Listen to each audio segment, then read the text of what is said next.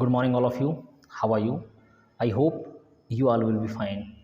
This is Avinash Manikpuri, and welcome to my YouTube classes. And now, today we are going to discuss about part 2 of chapter 1, class 10th, Geography, Resources and Development. Previous part में हमने काफ़ी सारी चीज़ों के बारे में discussion कर लिया था. ठीक है, हमने यहाँ पर relationship between nature, technology and institution, classification of resources and types of resources के बारे में स्टडी कर लिया था, जहाँ पर हमने रिजर्व रिसोर्सेज तक पढ़ लिया था. आज जो हम स्टडी करने वाले हैं वो होगा डेवलपमेंट ऑफ रिसोर्सेज. ठीक है, कि यहाँ से आज हम देखेंगे कि डेवलपमेंट क्यों ज़रूरी है और कैसे डेवलपमेंट किया जा सकता है रिसोर्सेज का. ठीक है, तो यहाँ देखेंगे आप लिखा है कि resources are vital for human survival as well as for maintaining the quality of life. ठीक है, कि रिसोर्सेज की यदि बात करें तो वाइटल का मतलब होता है बेटा महत्वपूर्ण. ठीक है, कि रिसोर्सेज जो हैं वो ह्यूमन लाइफ के लिए सर्वाइवल करने के लिए काफ़ी ज़्यादा वाइटल्स रोल प्ले करते हैं. ठीक है, और साथ में जो लाइफ की क्वालिटी है उसको भी मेंटेन करते हैं. It was believed that resources are free gift of nature. कि आपने जनरली सुना होगा कि रिसोर्सेज को नेचर का फ्री गिफ्ट माना जाता है लोगों के द्वारा. ठीक है, तो इस वजह से क्या होता है कि as a result human beings used them indiscriminately and this has led to the following major problem. और इस वजह से जो ह्यूमन बीइंग है बेटा उसको इनडिस्क्रिमिनेटली यूज़ कर रहा है रिसोर्सेज का. इनडिस्क्रिमिनेटली का मतलब होता है अंधाधुंध, यानी उनको ये नहीं मालूम कि आने वाले समय में ये रिसोर्सेज ख़त्म भी हो सकते हैं, फ्यूचर जनरेशन सफ़र कर सकती है इन रिसोर्सेज के ख़त्म होने की वजह से. ठीक है, तो कुछ प्रॉब्लम्स जो यहाँ पर बताई हैं, देखेंगे आप क्या क्या प्रॉब्लम्स हैं. सबसे पहले यहाँ पर लिखा है depletion of resources for satisfying the greed of a few individual. कि जो कुछ इंडिविजुअल हैं, ठीक है, उन्होंने रिसोर्सेज का डिप्लेशन किया है, काफ़ी ज़्यादा रिसोर्सेज उनके पास हैं. इंडिविजुअल्स ये समझते हैं कि सिर्फ रिसोर्सेज पर उन्हीं का अधिकार है. ठीक है, नेक्स्ट यहाँ पर है कि accumulation of resources in few hands. की रिसोर्सेज जो हैं वो कुछ हाथों पर ही हैं.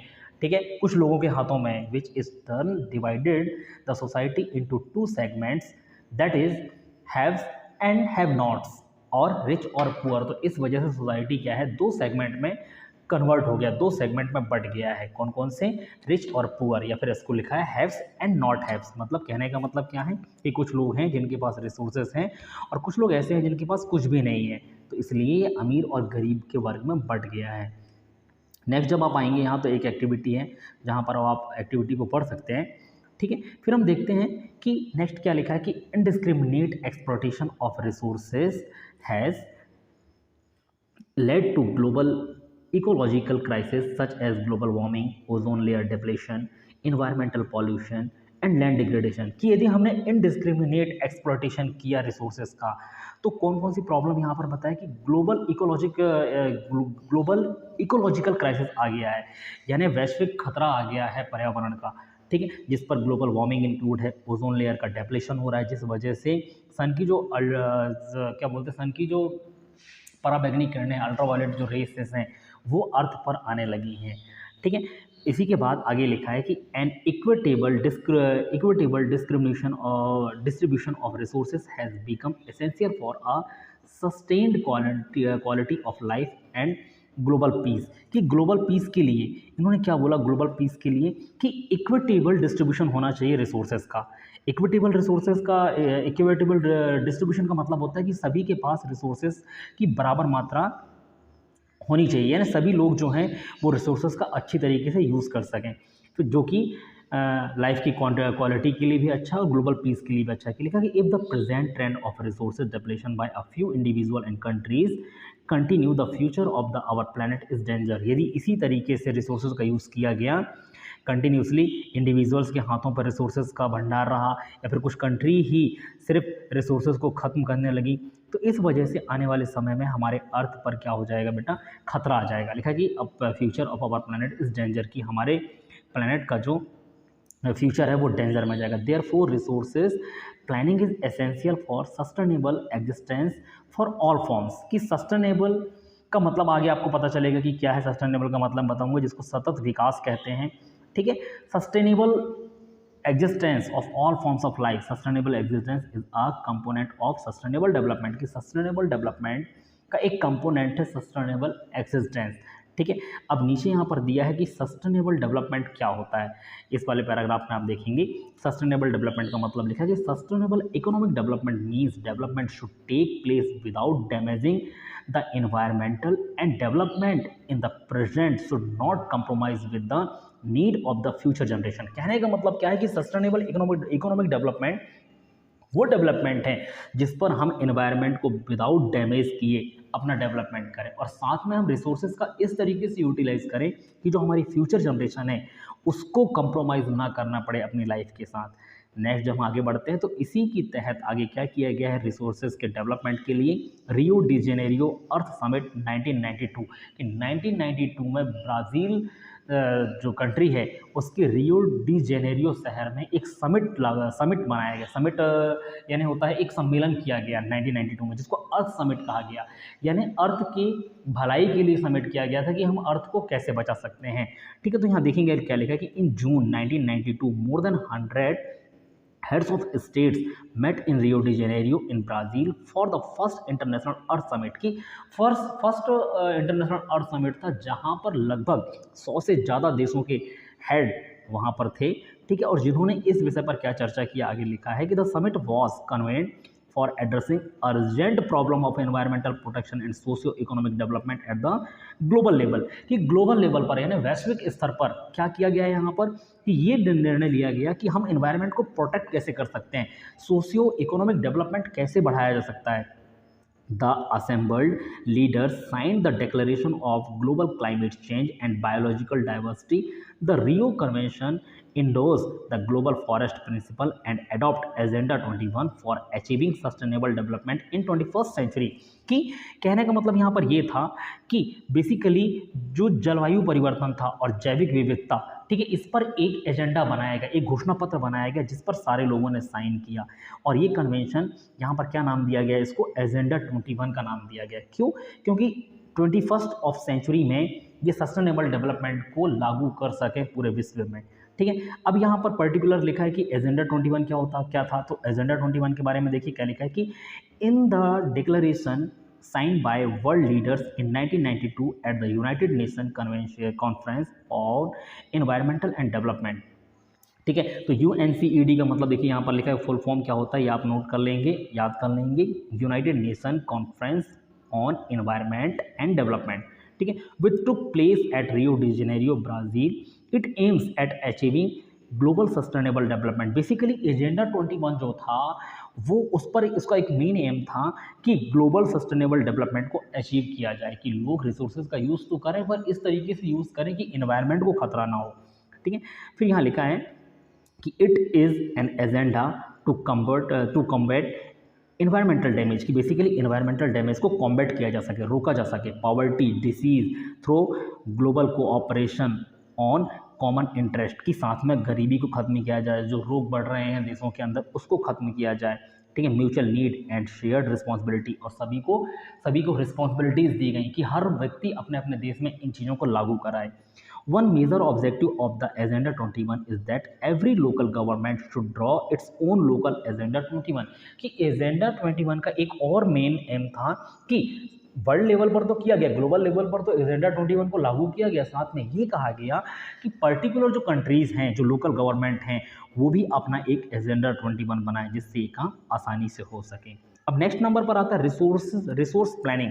देखिए, रिसोर्स प्लानिंग को हम क्या बोल सकते हैं, प्लानिंग का मतलब होता है नियोजन करना, कि किसी भी तरीके से मान के चलिए, देखिए हमारे पास कहीं जाना है हमको घूमने के लिए, मान के चलिए हम पिकनिक जा रहे हैं, तो हम पर्टिकुलर प्लानिंग बनाते हैं कि भैया किस गाड़ी में जाएंगे, कितना सामान रख के जाएंगे, कौन क्या रखेगा। इससे क्या होता है कि हम जिस स्पॉट पर जाते हैं, ठीक है, वहाँ पर हमारा काम बहुत अच्छे से हो जाता है। तो इसी तरीके से रिसोर्सेज को यूज़ करने की भी प्लानिंग बनाई गई। ठीक है, अब देखिए क्या लिखा है कि planning is the widely accepted strategy for judicious use of resources, की प्लानिंग ही, ठीक है, रिसोर्सेज के यूज़ के लिए एक जस्टिस, एक न्याय था।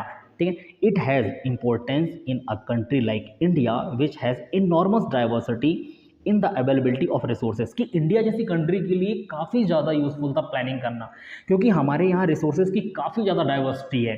ठीक है। There are region which are rich in certain types of resources but are deficient in some other resources, कि इंडिया के अंदर कुछ ऐसी जगह है जहाँ पर किसी एक रिसोर्सेज की बहुत ज़्यादा मात्रा है, लेकिन कुछ रिसोर्सेज तो बिल्कुल ही नहीं है।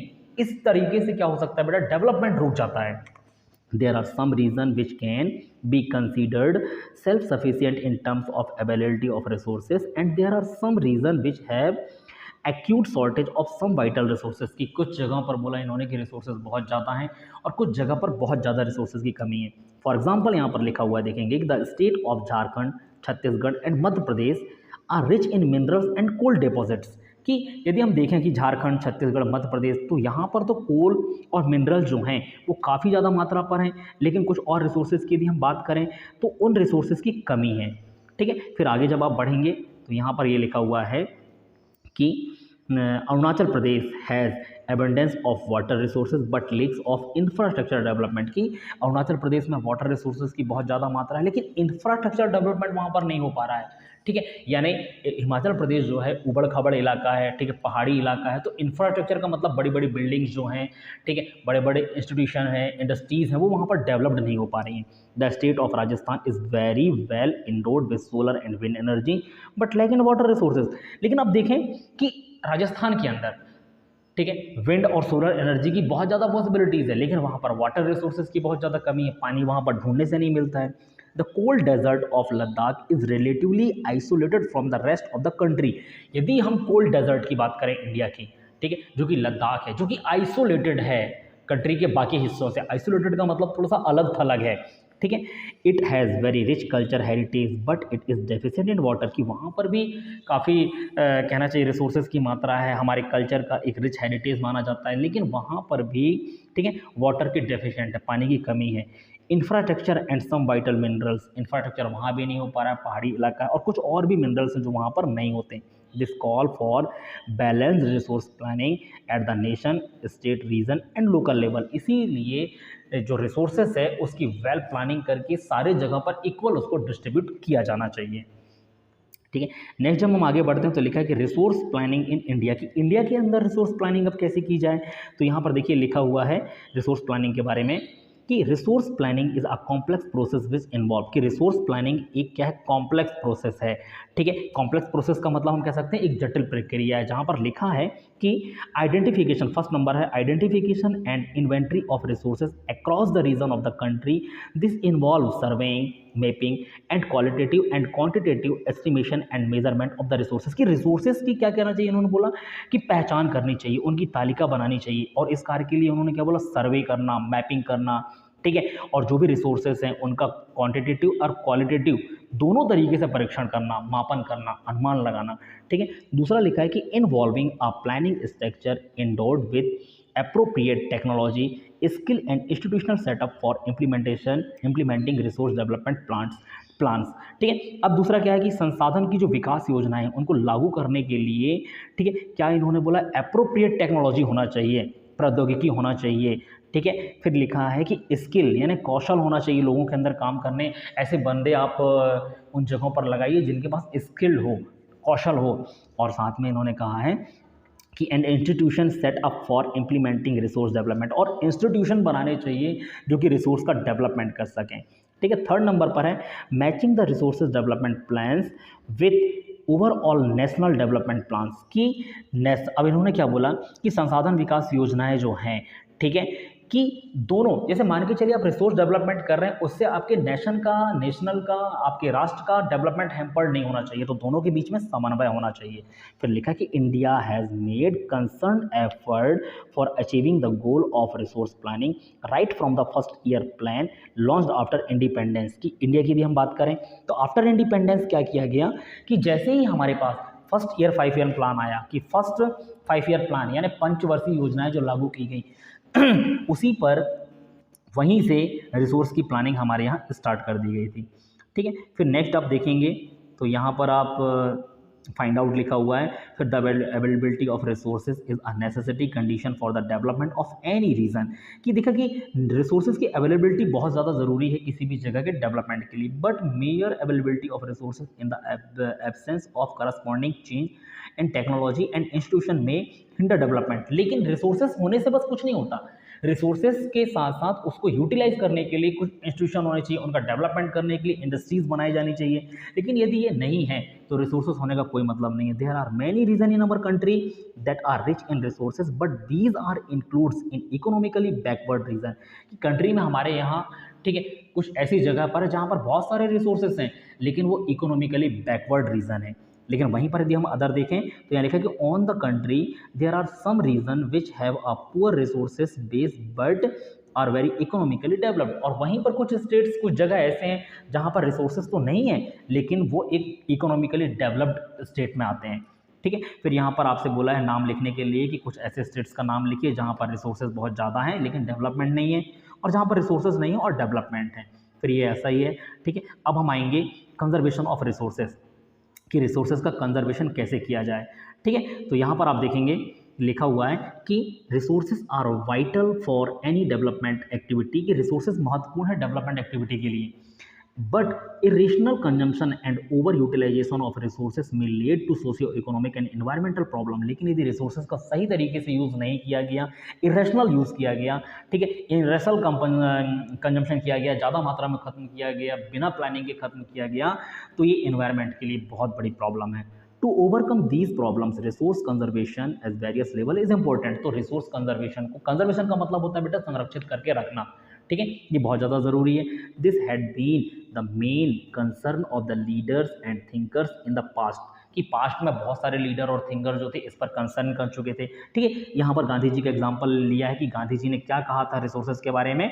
ठीक है, ये इन्होंने कहा था गांधी जी ने, देखिए इस वर्ड को आप ध्यान रखें कि इन्होंने, गांधी जी ने बोला था कि there is enough for everybody needs and not for anybody greeds, कि हमारे पास जो रिसोर्सेज हैं वो सभी की नीड को फुलफिल कर सकते हैं पर ग्रीड को फुलफिल नहीं कर सकते। ठीक है, नीड का मतलब बेटा यहाँ पर जितनी ज़रूरत है, और ग्रीड का मतलब लालची होना, कि लालच को फुलफिल नहीं किया जा सकता, ज़रूरतों को फुलफिल किया जा सकता है। यदि लोगों ने लालच में ज़्यादा यूज़ किया रिसोर्सेज का तो आने वाले समय में खतरा उत्पन्न हो सकता है। ठीक है, फिर यहाँ लिखा कि he placed the greedy and selfish individual and exploitative nature of modern technology as the root cause for resources depletion at the global level. यदि ऐसे ही ग्रीडी लोग रहे तो ग्लोबल लेवल पर रिसोर्सेज की कमी आ जाएगी। He was against mass production and wanted to replace it with the production by the masses। अब देखिए इस लाइन को समझिए कि वो मास प्रोडक्शन के अगेंस्ट थे, लेकिन वो मास प्रोडक्शन का मतलब बहुत ज़्यादा, उनका कहना था गांधी जी का कि बहुत ज़्यादा प्रोडक्शन मत करिए आप, लेकिन काफ़ी ज़्यादा लोगों को काम पर लगाइए जिससे ज़्यादा प्रोडक्शन हो। ठीक है, कोई इंडिविजुअल बहुत ज़्यादा प्रोडक्शन कर रहा है उससे वो डेवलपमेंट नहीं होगा, वो अकेला बंदा मतलब इतना ज़्यादा प्रोडक्शन करके डेवलप नहीं कर सकता, लेकिन उसी बंदे ने यदि बहुत सारे लोगों को काम पर लगाया और प्रोडक्शन को बढ़ाया तो काफ़ी लोगों को रोजगार मिलेगा।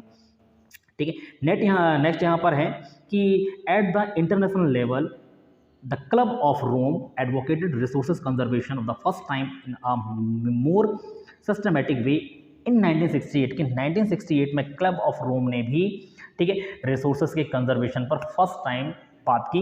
And subsequently in 1974 Gandhian philosophy was once again presented by Schumacher in his book small is beautiful. और 1974 में शुमशर जो थे, एक राइटर थे, ठीक है, उन्होंने क्या बोला, शुमशर ने गांधी जी की फिलॉसफी को लागू किया और अपनी बुक पर इसके बारे में लिखा जिसका नाम था स्मॉल इज ब्यूटीफुल, यानी छोटा हो लेकिन खूबसूरत हो। The seminal contribution with respect to resources conservation at the global level was made by Brundtland Commission report 1987। This report introduced the concept of sustainable development। फिर बाद में, ठीक है, ब्रूटलैंड कमीशन ने अपनी रिपोर्ट बनाई 1987 में, 1987 में, जहां पर उन्होंने सस्टेनेबल डेवलपमेंट के बारे में वकालत की कि सस्टेनेबल डेवलपमेंट होना चाहिए। फिर नेक्स्ट यहाँ पर लिखा हुआ है कि it as a means of resource conservation which can subsequently published in a book entitled Our Common Future, जिसको उन्होंने एक बुक पब्लिश किया Our Common Future, जहां पर सस्टेनेबल डेवलपमेंट के बारे में बात की गई। Another significant contribution was made at Earth Summit at Rio de Janeiro, Brazil in 1992। तो जहां पर हमने पढ़ा कि अर्थ का जो समिट हुआ था, पृथ्वी सम्मेलन जो हुआ था ब्राज़ील में, वहां पर भी इनके बारे में चर्चा की गई कि एनवायरनमेंट को कैसे बचाया जाए। फिर वीडियो काफ़ी लंबा हो जाएगा, जिस वजह से हम अपना ये नेक्स्ट पार्ट जो है वो पार्ट 3 में देखेंगे, जहाँ पर हम आगे लैंड रिसोर्सेज के बारे में पढ़ेंगे। ठीक है, फिर आगे लैंड रिसोर्सेज के बाद सॉइल्स के बारे में है, तो हम धीरे धीरे करके आगे बढ़ जाएंगे। Land use pattern in India देखेंगे, जहाँ पर ये 2 टेबल हैं कि 1960 एंड 61 में किस तरीके का लैंड यूज़ था एंड 2014-15 में किस तरीके से लैंड का यूज़ इंडिया के अंदर किया जाता था। तो आज के लिए बस इतना ही। Thank you so much and thanks for watching this video.